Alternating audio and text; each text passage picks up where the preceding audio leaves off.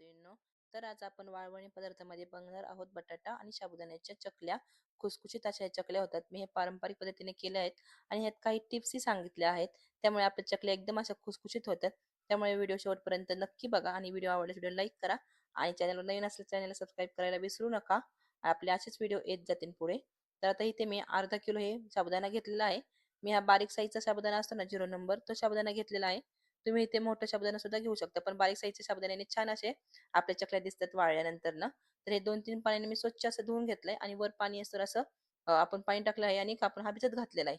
तर हा मी सकाळी भिजत घातला होता. आता संध्याकाळी अशा प्रकारे चांगला फुगून आलेला आहे वर, तुम्ही बघू शकता व्हिडिओमध्ये. तर ह्यात आता आपण अजून गरम पाणी घालायचं आहे. मी इथे 1 ते 1.5 ग्लास पाणी घेतलेलं आहे. चांगलं उकळून घ्यायचंय. ही खास ट्रिक आहे. ही खास टिप्स आहे. ह्याच्यामुळे आपल्या चकल्या खूप छान अशा खुसखुशीत होतात. तर अशा प्रकारे आपण हे पाणी घालून घ्यायचं आहे आणि हे रात्रभर आपण परत भिजत घाल असं ठेवायचं आहे झाकून. त्यामुळे आपल्या साबुदाणा छान असा फुलतो आणि चकल्याही खूप छान अशा बनतात. अजिबात तुटत वगैरे नाहीत ह्याच्यामुळे चकल्या. चांगलं असं मिक्स करून घ्यायचंय.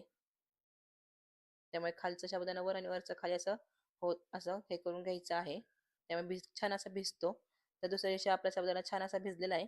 तर इथे मी 1 किलो बटाटा घेतलेला आहे. बटाटा हा मी उकडून घेतलेला आहे. 3 शिट्ट्या देऊन उकडून घ्यायचा आहे, जास्त पण नाही उकडायचा. आता आपल्याला ह्याला बारीक करायचं आहे. त्यामुळे हे मी अशी किसणी घेतलेली आणि किसणीने आपण हा बारीक केलेला आहे.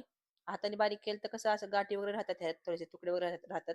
त्यामुळे किसणीने चांगला असं बारीक करायचं आहे. तुम्ही बघू शकता व्हिडिओमध्ये छान असा आपला हा झालेला आहे बटाटा असा मऊ असा. अजिबात गाठी वगैरे राहिल्या नाहीत ह्याच्यामध्ये. आता इथे मला 2 प्रकारच्या साबुदाण्याच्या चकल्या करायच्या आहेत. एक तिखट करायची आहे आणि एक साधी करायची आहे. त्यामुळे मी डिवाइड करून घेतलेलं आहे. तुम्ही जर एकत्र करणार असाल तर एकही करू शकता. पण मला मुलांसाठी करायचे आहेत बिना तिखटाच्या, त्यामुळे मी थोडेसे असं काढून ठेवलेलं आहे. तर आता इथे मी तिखटाच्या करत आहेत. पहिला इथे तर मी एक 1.5 चमचा 1.5 वाटी लाल मिरची पावडर घेतलेली आहे. तुम्हाला इथे लाल मिरची पावडर नसेल घ्यायची तर तुम्ही इथे हिरव्या मिरच्याही घेऊ शकता आणि जिरंही घेऊ शकता. तर चवीनुसार मीठ घ्यायचं. एक अर्धा किलो साबुदाण्याला 1 किलो बटाटे एकदम परफेक्ट माप आहे. इथे मी 1.5 चमचा मीठ घेतलेलं आहे चवीनुसार असं. तुम्ही तुमच्या चवीनुसार मीठ घेऊ शकता. कमी जास्त होतं मिठाचं. त्यामुळे मीठ कमी करू नका, पण जास्त असू द्या. परफेक्ट असं प्रमाण असलं की छान असे लागतात हे. आता इथे माझं मळून झालेलं हे पीठ हे जर साबुदाण्याचं तिखटवालं, आणि आता हे मी साधंवालं करणार आहे, फिक्कवालं आहे. फक्त मी मीठच टाकून घेणार आहे. छान असं मळून मळून घ्यायचं आणि मेन म्हणजे हे असं गोळा करायचं छान मळून मळून. आणि ह्याला ते तेल बिल अजिबात घालायचं नाहीये.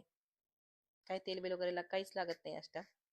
इथे 1.5 चमचे मी परत पुन्हा इथे मीठ घेतलेलं आहे आणि हे चांगलं असं मळून मळून घेतलेलं आहे. तुम्ही बघू शकता असं चांगला असा गोळा झालेला आहे. जितकं चांगलं आपण पीठ मळू ना तितकं असं चांगल्या आपल्या चकल्या छान अशा पडतात, म्हणजे तुटत बिटत नाहीत अजिबात.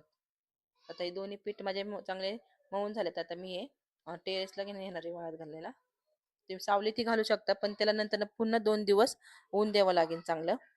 त्यामुळे इथे मी टेरेसवर आले आहे. आता मी इथे खाली प्लॅस्टिक घातलेलं आहे आणि चकलीची साचा घेतलेला आहे बारीकवाला. तर अशा प्रकारे इथे मी बघू शकता तुम्ही प्लास्टिक घेतलेलं आहे, 1-2 प्लास्टिक टाकून. आता हे साच्यामध्ये भरून आपण चकल्या पाडून घ्यायच्या. जास्त भरायचं नाही, नाहीतर बाहेर येतं असं हे पीठ साच्यातून. तुम्ही बघू शकता अजिबात चकली तुटली नाहीये इथे.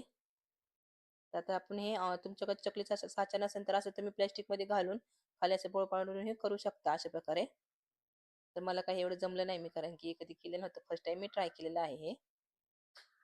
आणि ह्याने मोठे मोठे पण पडत होते नंतर ना चकल्या, त्यामुळे मी परत आपल्या साच्याचाच वापर केलेला आहे आणि पटापटा होऊन गेले म्हणजे साच्याने.